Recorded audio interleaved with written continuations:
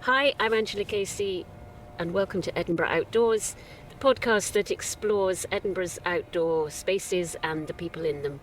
And today we're sitting in the sunshine underneath some rocks beside Arthur's Seat in Holyrood Park, and I'm really pleased to welcome Hetty Lancaster from Hetty's History Walks. And we're going to talk about her business, and we've already started chatting about Holyrood Park, so we're going to have a bit more chat about that and a bit of sunbathing while we're here, I think, too. So, hi Hetty, and welcome to Edinburgh Outdoors. Hi, thank you very much for having me. So tell me about your business. You've got an outdoor walking business, is that right?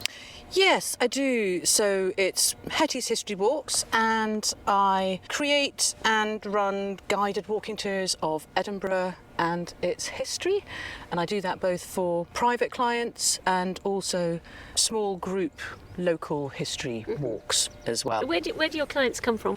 They're a kind of mix, really, because I do sort of different types of tours. So I have a lot of visitors that come into Edinburgh, tourists from abroad, people from Britain, but I also have lots of local people as well. And I'm really trying to provide tours that are of interest to local people. Right. So you find you get quite a few locals along, do you? I do on my local history tours, which is exactly who they've been designed for. So I found when I was doing my degree at Edinburgh, and I did social and architectural history degree, and I was really trying to find out more about Edinburgh myself, and all the tours that were around at the time were really geared up towards Edinburgh's visitors. So they really kind of focused on the old town and kind of what I think of as the 4Gs, the ghosts, grave robbers, Gardaí Lou and Greyfriars Bobby. And there's nothing wrong with those, like they're great, they're really, really good fun. And I just kind of figured that I couldn't be the only Edinburgh resident who would be interested in local history. And so originally my business started very much doing local history tours. It's kind of branched out since then. And so now I also do sort of privately guided tours as well, which is mostly visitors to Edinburgh, not always, and that tends to be incredibly busy during the summer, as you might imagine. If it wasn't for the leaf blowers, we'd have all these lovely nature sounds, I think, but the king's leaf blowers are out. They are. It's humming away in the background like a little bees. So how did you get into doing it?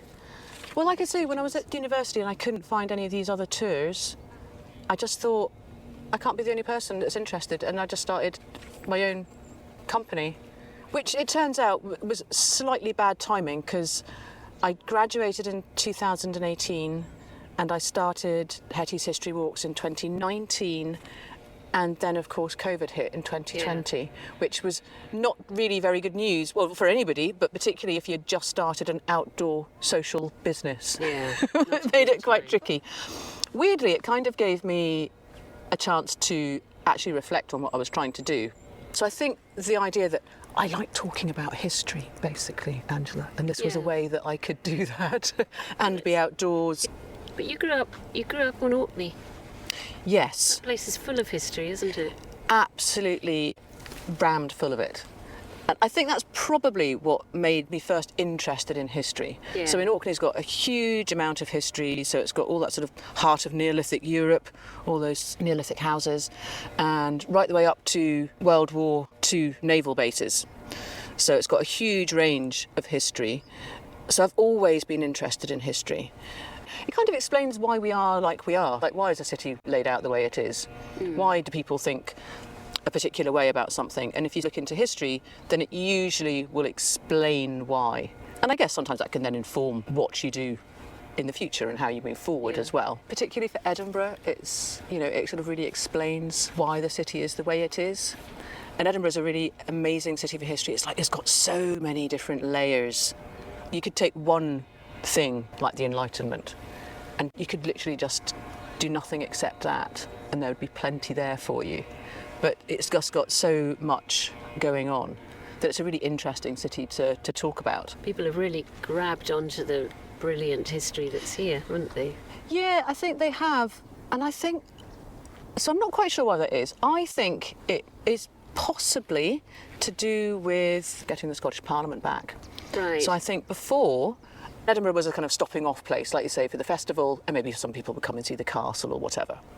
Whereas now, I think Edinburgh is, like you say, this massive destination for people around the world. So I have people from literally all around the world coming on tours, which is lovely. I mean, really nice people, really interesting people from around the world. And it's nice walking around Edinburgh with people who are unfamiliar with the city because they notice different things about it. And it's quite interesting because you kind of see the city through almost like new eyes, and it gets you to appreciate things about your city that you maybe didn't notice before. So I suppose one of the things that always comes up with foreign visitors is, why do you have so many chimneys? And I'm sitting there thinking, well, because we've got loads of fireplaces. Like, why is that weird? But Old actually, Reekie. it's old Reekie, Reekie, but but actually it is unusual for people who are living in more modern cities, even the ones in the States. They were all generally built with this communal furnace or boiler room in the bottom of the block, which then provides the heat and hot water for the whole block, so there isn't the chimneys. Whereas obviously here, and generally in Britain, every single room will have an open fireplace. We've never had that whole kind of communal furnace system. As we know, Scotland's pretty cold, so you need the fires. I do sometimes have, when I can get first-time visitors to come away from the old town. Some of the nicest walks I've done is I've actually hiked people over Salisbury Crags, Which is fantastic. which is beautiful because you get to look out over the city of Edinburgh instead. And that's really nice. It's almost like you can do a walking tour outside the city, but of the city. You can point out landmarks and stuff. So that's worked really nicely. But not everybody is up for walking up the crags. No, I mean it's quite high up. It is quite steep, and obviously you have to be very careful about the kind of weather you're going to do that in. Yeah. I would never do it if it was really windy or wet. It always feels surprisingly rural. I Yes, think, when you're in the middle of Cork. I love it when you can be in the middle of like Hunter's Bog, and you can just look up and it's just the sky, and then all around you is just green. You can't really see any of the city because you're just that little bit too low. You can still usually hear a little bit of the cars, but it's lovely. Were there any Romans on Arthur's Seat, do you think? I don't think there's any evidence of it.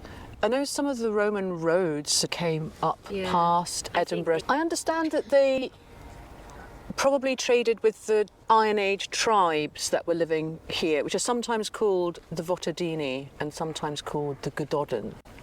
And apparently they were sort of like the Iron Age tribe that held sway in the Lothians, who used to have their base on Trapainlaw out in East Lothian, and then sort of moved. They're not quite sure whether it's to Arthur's Seat or to Castle Rock, and they think that they held the high ground, I guess, if you see what I'm saying, and then the sort of Romans traded and bartered with them when they were here. It's hard to imagine there was no city here. It is. So when did here you are, tough question. When Go on. did Edinburgh become a town even? Funnily enough, so this year is actually the Edinburgh 900 celebrations. So the city is putting on a whole range of different events to mark the 900 years, because supposedly Edinburgh was officially founded as a medieval borough by King David I in 1124. There's not actually a specific date, so this is a slightly arbitrary date, and I think it's mentioned in other records that it had been made a borough by a particular time, so they kind of know it's kind of like, oh, it's between that date and that date. Whereas I think the Canongate, I think Holyrood Abbey is founded in 1128, and they know that by that time Edinburgh as a borough had been created.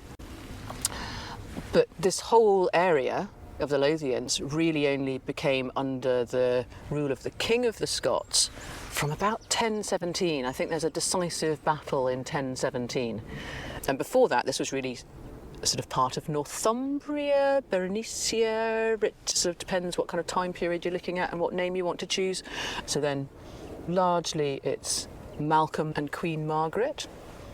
Just look, there are 2 herons. You never see herons not by water, and they're on the... I mean, you see lots of herons, but I wonder what's disturbed them from they must have come off the the loch. loch. Yeah. It's probably the king's leaf blowers. They're blowing all over the place. They probably ruffled their feathers.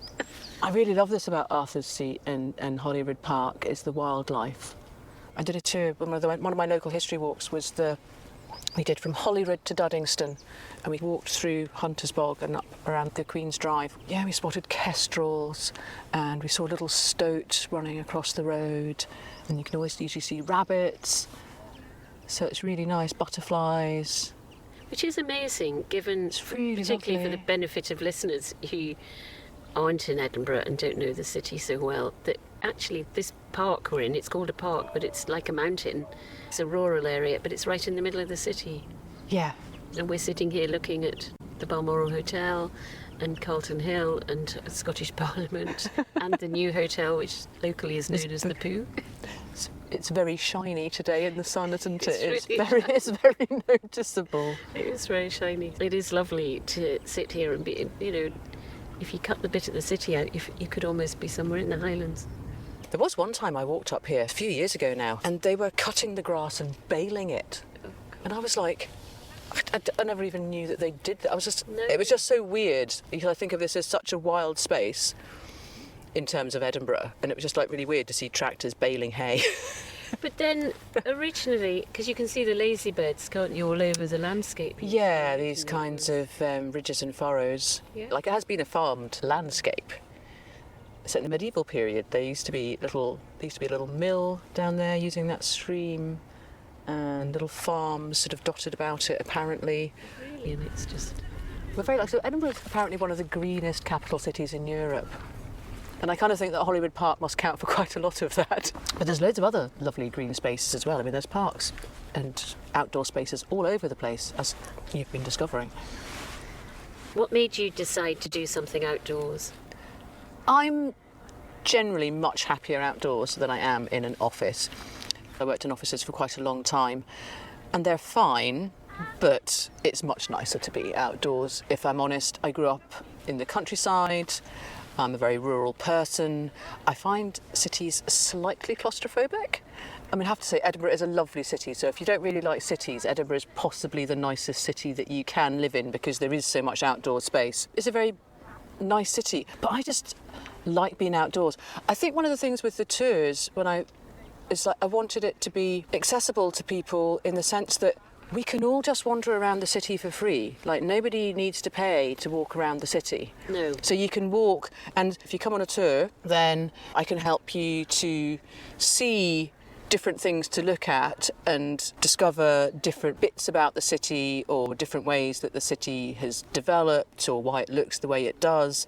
And that means that on any other walks, you've then got that kind of thing in mind, and it's like, oh, I wonder if that's because of such and such. And so I think, it's like most of us, I'm not going to say everybody because there's always somebody who'll have difficulty, but it's like most of us can get outdoors and it's free. We can just wander up and wander around and look at the lovely buildings and immerse ourselves in its history if we want to. Because you don't have to get permission or anything like that. And Edinburgh's just a beautiful city for walking around. I mean, it's quite a hard city for walking around because there are a lot of steps. Well, some of those closes, you see on a map that you can go from A to B, and then you realise that it's up a very, very steep set of stairs. Yes, and that does catch a lot of people out if they haven't been to Edinburgh before. And they go, oh, it's got a lovely medieval old town. And then they come and they're like going, oh, it's actually incredibly hilly, and they're very surprised to discover that Edinburgh is basically this whole series of like little ridges and valleys. So I sometimes call it the city of two halves, but I also call it the city of 1,000 steps. Yeah. There really is a lot. There's no need to have a gym membership. Just wander around Edinburgh. You'll get fit. I'm really enjoying at the moment. Do you see there's a guy there, they've been walking up the path into the middle of nowhere dragging in a wheelie suitcase. It's really funny. They are. I guess they've left their hotel and they can't leave their luggage anywhere. Yeah. You'd think you'd be able to leave it at the station or something. Heron is just sat by the path still. Oh, it is, isn't it? The other one flew back. So the inevitable question I like to ask people, because I'm discovering it for myself sitting here. I mean, today we're lucky we're in the sun. How when you're out and about, how do you keep warm? I suppose the key word would be layers. They're running up the hill. Why would you take it up there? Oh, he's now carrying it. He's going to leave it in a bush, see? I'm really intrigued by these people. He has totally just stashed that in a bush. He's now looking around to see if anybody's noticed. Should we wave at So, him? if you need left luggage but you don't want to pay in Edinburgh, you put your suitcase in a bush and then you climb Arthur's Seat. I hope he can remember which bush he stashed it in. Edinburgh in its steps keeps you warm, doesn't it? Yes. So keeping warm is a real thing. So people quite often come on walking tours thinking it's like, well, I'm going to be walking, so it's fine. But actually there's quite a lot of stopping because you've got to stop and talk about things. So layers are really key, particularly if you're doing it in colder weather. I mean, for me, warm, cosy feet. Like, make sure your feet are warm and dry. That is a key thing for me. And also you need to have sensible, comfortable, relatively sensible shoes, just because there's a lot of steps, there's a lot of uneven ground.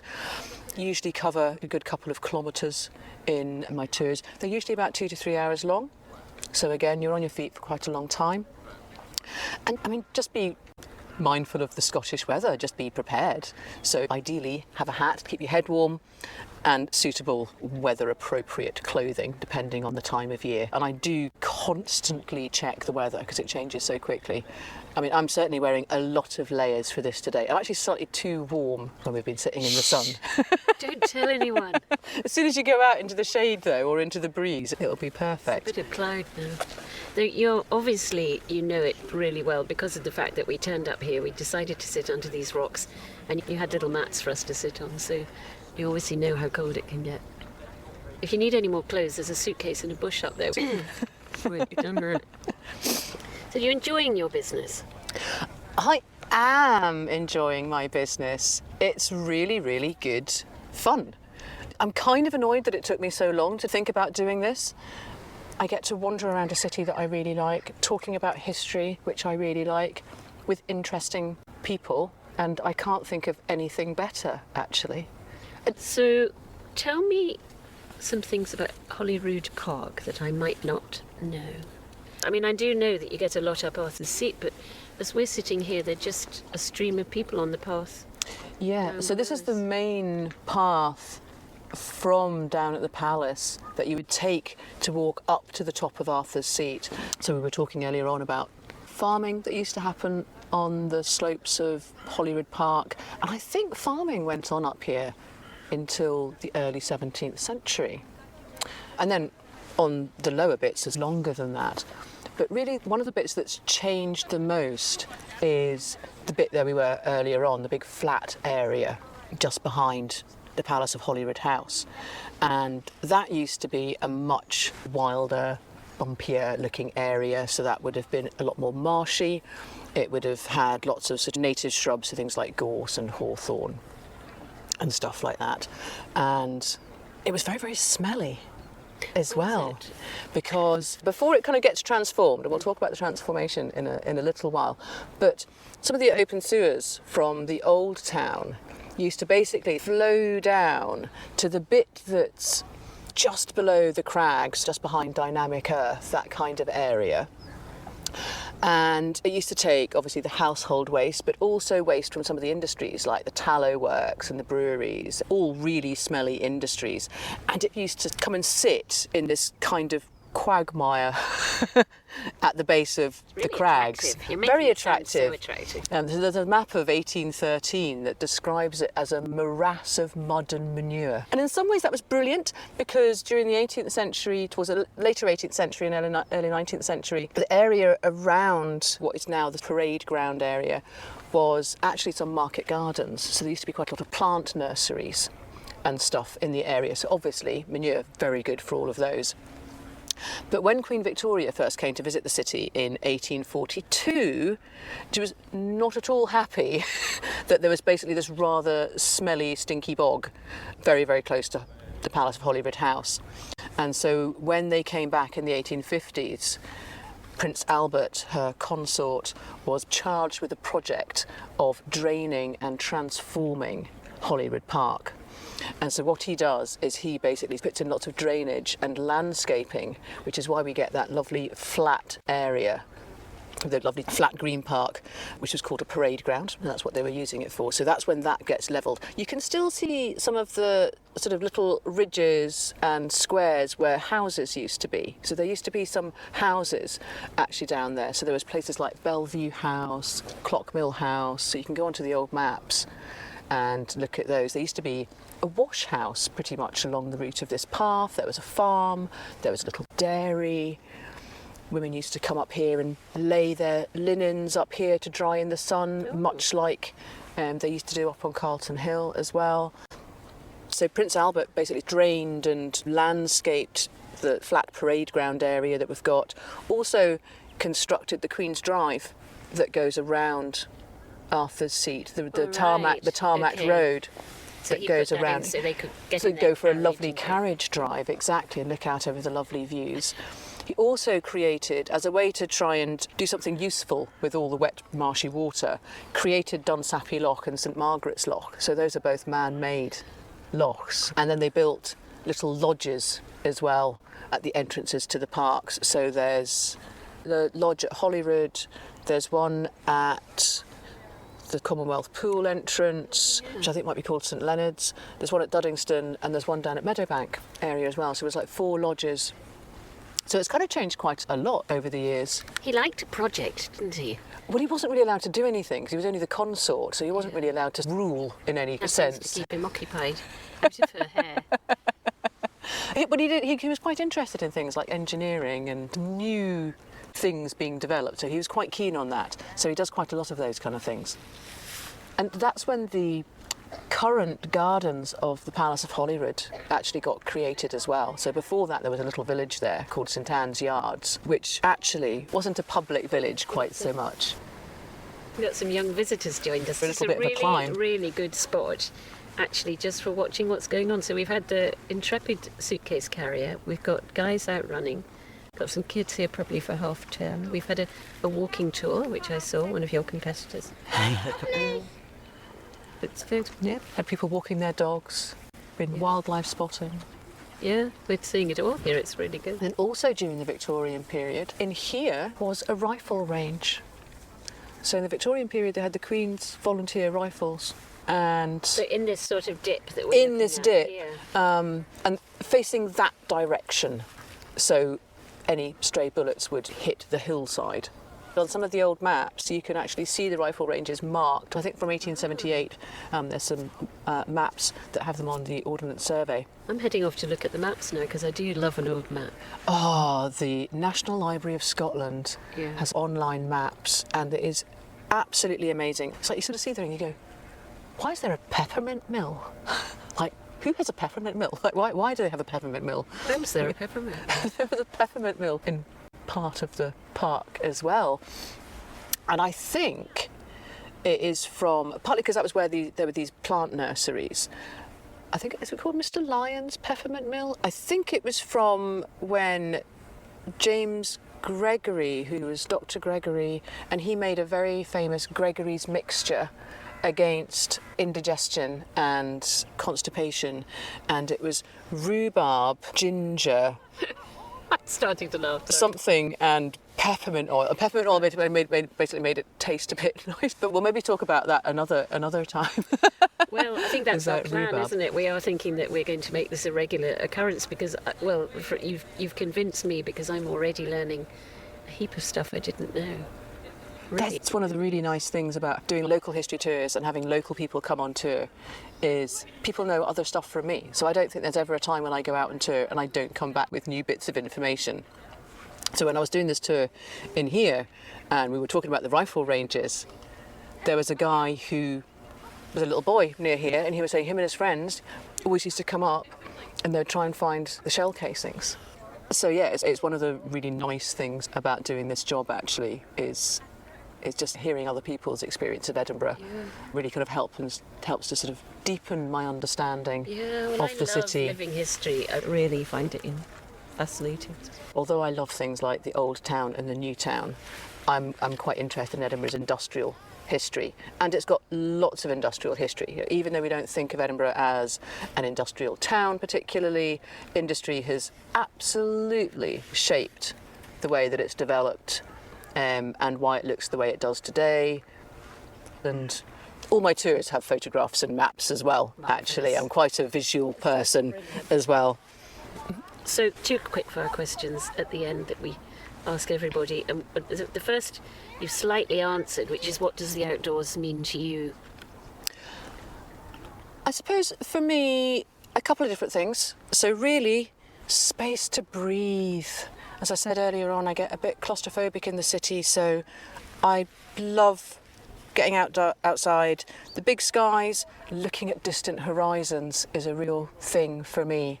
So just being able to see a long way, and that is that kind of sense of space. But also really appreciating the small things. So I really love going on walks, and you'll notice, bright green buds in spring, or dried seed heads catching the sun, the cries of birds in the wind, the smell of the rain. Just lots of little things. The squeak of a suitcase wheel. The squeak. I wonder if that dog's going to find the suitcase. That's a brilliant answer. I like that answer a lot. I agree with it all. And obviously in your job you're all over Edinburgh, presumably. Not necessarily for work, but where's your favourite space in Edinburgh?